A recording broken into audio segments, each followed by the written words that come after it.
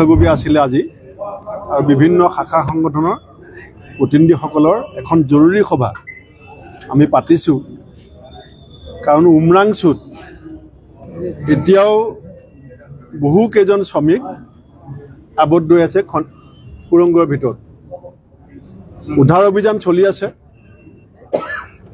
এতিয়ালৈকে মাত্ৰ এজন শ্ৰমিকৰ মৃতদেহ উদ্ধাৰ হৈছে মই তেখেতৰ আত্মাৰ সদ্গতিৰ বাবে ঈশ্বৰৰ ওচৰত প্ৰাৰ্থনা জনাইছোঁ আৰু প্ৰথমতে যিজন উদ্ধাৰ হৈছিলে তেখেতে কৈছিলে জীৱনতে যিজন উদ্ধাৰ হৈছিলে তেখেতে কৈছিলে যে ২০-২৫ জন শ্ৰমিক সুৰংগত আবদ্ধ হৈ আছে পৰিয়ালৰ প্ৰতিও আমাৰ এই সময়ত এজন মানুহ হিচাপে আমাৰ যিটো অনুভৱ সেই অনুভৱেৰে আমি তেখেতসকলৰ কাষত থিয় হোৱাৰ সংকল্প লৈছোঁ আমি ঠিকনাবিলাক পোৱা নাই দলগাঁৱৰ এজনৰ আমি ঠিকনা পাইছোঁ তেখেতৰ ঘৰলৈ ইতিমধ্যে আমাৰ দলৰ কৰ্মী যাবৰ কাৰণে জিলা কংগ্ৰেছক আমি নিৰ্দেশ দিছোঁ আৰু আমি কালিলৈ গোটেই অসমত প্ৰত্যেক জিলা মুখ্য কাৰ্যালয়ত সত্যৰ সন্ধানত কয়লা অবৈধ সিন্ডিকেটৰ কি চৰ্দাৰ কোন অবৈধ কয়লা সিন্ডিকেটৰ চৰ্দাৰ কোন সত্যৰ সন্ধানত বুলি আমাৰ থাকিব শিৰোনামা আৰু কয়লাৰ অবৈধ সিন্ডিকেটৰ চৰ্দাৰ কোন এই শীৰ্ষক গোটেই জিলাৰ হেডকোৱাৰ্টাৰত অৱস্থান ধৰ্মঘট কাৰ্যসূচী আমি ঘোষণা কৰিছোঁ জিলাই জিলাই অৱস্থান ধৰ্মঘট হ'ব অবৈধ সিন্ডিকেটৰ যিজন চৰ্দাৰ আমি সবেই অনুমান কৰিব পাৰোঁ আমি জানো যে CBI এই সময়ত চকু মুদি আছে পুলিচ এতিয়া চকুত কাপোৰ বান্ধি আছে গতিকে ৰাইজৰ সন্মুখলৈ আনিব লাগিব এই অবৈধ কয়লা সিন্ডিকেটৰ চৰ্দাৰক আমি ৰাইজৰ কাঠগড়াত থিয় কৰাই দিম আৰু অনতি পলমে যদি দেৱলাল গাৰ্লুছাৰ সহধৰ্মিনী তেওঁৰ নামত ইতিমধ্যে তেওঁ যে চলাই আছিলে তেওঁ পৰিবাৰে যে চলাই আছিলে এইটো ইতিমধ্যে তথ্য সহকাৰে সংবাদ মাধ্যমত প্ৰচাৰ হোৱাৰ পিছত চৰকাৰ মৌন আৰু যিজন জীৱন উদ্ধাৰ হৈছিলে তেওঁ সন্ধানহীন হৈ আছে যিজনে প্ৰথম উদ্ধাৰ হৈ পেলাই ২০-২৫ জন সুৰংগত আবদ্ধ তেওঁ সন্ধানহীন হৈ আছে এইটো বহুত ডাঙৰ কথা তেওঁ কেনেকৈ সন্ধানহীন হৈছে আৰু সুৰংগৰ ভিতৰত সুৰংগ যিটো বিভিন্ন সংবাদ মাধ্যমত প্ৰচাৰ হৈ আছে গতিকে এইটো সৰু ঘটনা নহয় এইটো সৰু সৰু মানুহে কৰা কাম নহয় ইয়াত বহুত ডাঙৰ ডাঙৰ মানুহ জড়িত আছে আৰু হিমন্ত বিশ্ব শৰ্মা ডাঙৰীয়াৰ ষ্টেটমেণ্ট আছে যে অসমত সিন্ডিকেট নাই তাৰমানে মুখ্যমন্ত্ৰীৰ নিয়ন্ত্ৰণত অসমত আছে নে নাই নে মুখ্যমন্ত্ৰীৰ নিয়ন্ত্ৰণত সিন্ডিকেট চলি আছে দুটা প্ৰশ্ন আহিছে কাৰণ মুখ্যমন্ত্ৰীয়ে কৈছে যে সিন্ডিকেট নাই এতিয়া মুখ্যমন্ত্ৰীয়ে কৈছে যে ইলিগেল সিন্ডিকেট আছে তাৰমানে অসম হিমন্ত বিশ্ব শৰ্মা মুখ্যমন্ত্ৰীৰ নেতৃত্বত নিয়ন্ত্ৰণত আছে নে নাই যদি নিয়ন্ত্ৰণত আছে সিন্ডিকেট তেখেতৰ নিয়ন্ত্ৰণত আছে আৰু যদি তেখেতৰ নিয়ন্ত্ৰণত নাই তেখেতে অসমত কি হৈ আছে নাজানে দুইটা ডাঙৰ কথা গতিকে আমাৰ কালিলৈ জিলা অৱস্থান হ'ব আগলব পঞ্চায়তৰ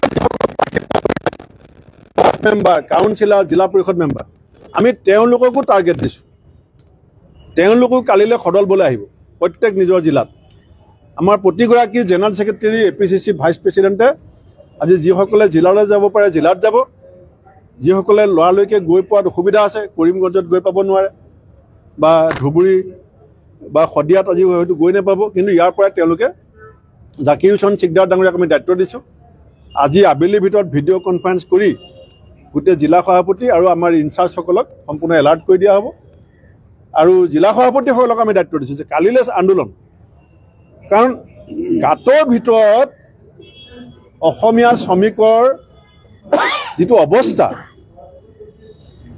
যিসকল অনাহাৰ অনিদ্ৰাত পেটৰ ভোকত কাম কৰিবলৈ যোৱা মানুহখিনিক যেনেকৈ সুৰংগত সোমোৱাই হত্যা কৰাৰ ষড়যন্ত্ৰত হিমন্ত বিশ্ব শৰ্মা চৰকাৰ লিপ্ত হৈছে আৰু যিজন মানুহক মন্ত্ৰী দিছিলে মাইন মিনিষ্টাৰ মাইনছ এণ্ড মিনাৰেলৰ মন্ত্ৰী তেওঁ শপত গ্ৰহণ হোৱাৰ দিনাখন অসমৰ সংবাদ মাধ্যমত প্ৰচাৰ হৈছিলে যে তেওঁ কয়লা চিণ্ডিকেটৰ লগত জড়িত। যিজন মানুহক মাইন্স এণ্ড মিনাৰেল মিনিষ্টাৰ দিছে, শপত গ্ৰহণৰ দিনা মন্ত্ৰীক মানুহে গামোচা দিয়ে, ফুল দিয়ে, আৰু অসমত প্ৰচাৰ হৈছিলে যে সেই মানুহজন চিণ্ডিকেটৰ লগত জড়িত। আৰু তেওঁ মন্ত্ৰী হোৱাৰ পিছত তাৰমানে চিণ্ডিকেটৰ কাম ব্যাপক হাৰত বৃদ্ধি পালে, আৰু যাৰ পৰিণতি শ্ৰমিকসকলে ভুগিছে। গতিকে এই কথাত কংগ্ৰেছ দল মনে মনে থাকিব নোৱাৰে। কংগ্ৰেছ দলৰ কোনো কৰ্মী নেতা মনে মনে নাথাকে।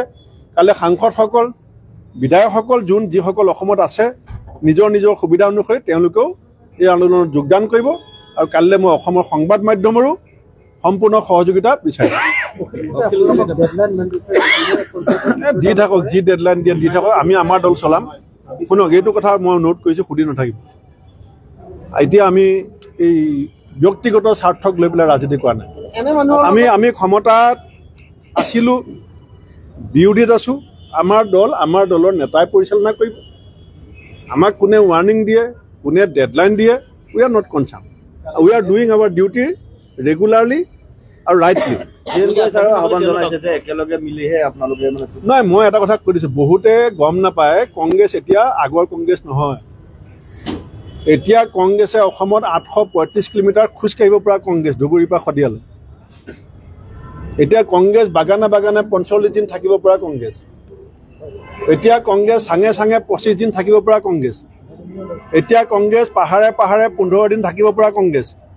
এতিয়া কংগ্ৰেছে পুলিচৰ সন্মুখত বেৰিকেড বগাব পৰা কংগ্ৰেছ।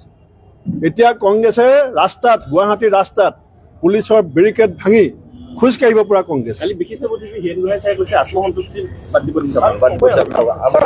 আমি আমাৰ আত্মসন্তুষ্টিৰ কাৰণে কাম কৰা নাই, আমি ৰাইজৰ কাৰণে লাগি আছোঁ। আমি বিশিষ্ট বুদ্ধিজীৱীসকলে আমাক যি পৰামৰ্শ দিয়ে আমি শুনিবলৈ সাজু আছোঁ।